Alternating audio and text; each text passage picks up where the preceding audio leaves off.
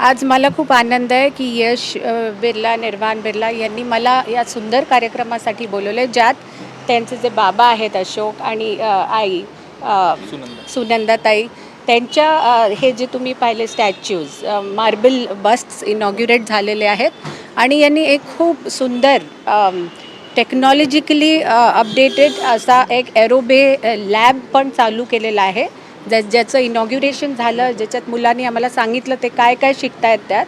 तर खूप आनंद झाला की ही एक मॉडर्न डे स्कूल आहे ज्याच्यात मुलांना आजची टेक्नॉलॉजी शिकता येते आणि त्याबरोबरच त्यांचे जे व्हॅल्यूज आहेत ते पण इंटॅक्ट आहेत. They have a mission with a vision plus tradition intact. तर खूप ग्राउंडेड अशी मुलं आहेत इथे, तर चांगलं वाटतं. या मुलांना तुम्ही काय संदेश द्याल? लहान मुलं आहेत, नवीन शिकत आहेत, त्यांना कसं पाहताय, त्यांना काय संदेश द्याल? मी ऑलरेडी त्यांना संदेश दिलेला आहे की इन्क्विजिटिव्ह होणं, टेक्नॉलॉजिकली अवेअर होणं, इनोव्हेटिव्ह होणं आणि फिअरलेस होणं आजच्या पिढीसाठी खूप जरुरी आहे. आणि ते स्वतःच्या घरामधून तर शिकतातच, पण अशा शाळांमधनं शिकतात. त्याच्यामुळे मला आनंद आहे की ते चांगल्या रस्त्यावर चालत आहेत.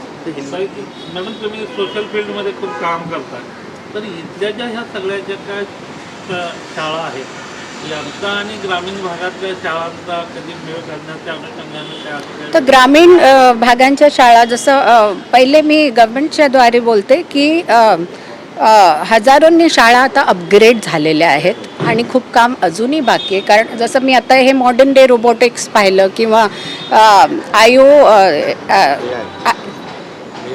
IoT लर्निंग पाहिलेलं आहे, ते अजून आपल्या शाळांमध्ये नाही आहे, पण तरी त्यांनी खूप प्रमाणात अपग्रेड केलं आहे. तर मी आधीसुद्धा म्हटलं की इक्वालिटी इन अपॉर्च्युनिटी अजून तेवढी नाही आहे, पण आपण त्या रस्त्याने चालायला लागलो आहे. एक शाळांचाच विषय आहे.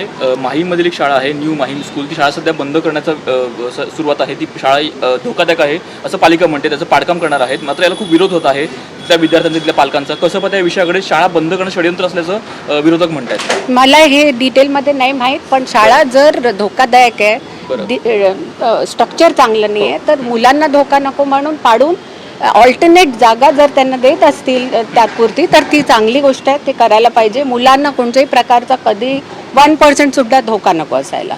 मॅडम, माजी मुख्यमंत्री पृथ्वीराज चव्हाणांनी एक स्टेटमेंट केलं होतं मागच्या 8 दिवसापूर्वी की पुढच्या 1 महिन्यामध्ये महाराष्ट्रातला मराठी माणूस पंतप्रधान होऊ शकतो. आमच्या आणि सगळ्यांच्याच आशा वाढलेल्या आहेत.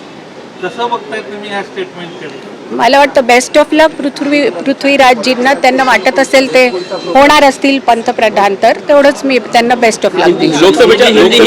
लोकसभेच्या माजी अध्यक्ष सुमित्रा महाजन यांनी काल स्टेटमेंट दिलं आहे. त्यांचं म्हणणं की मुंबईचा महापौर हा मराठी अमराठी असू नको, काम करणारा महापौर झाला पाहिजे.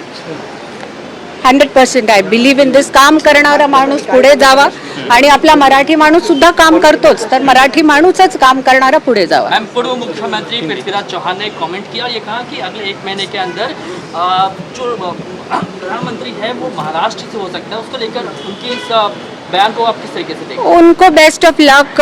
अगर उनको दूर दूर कहीं मंशा हो प्रधानमंत्री बनने की, तो उनको बेस्ट ऑफ लक.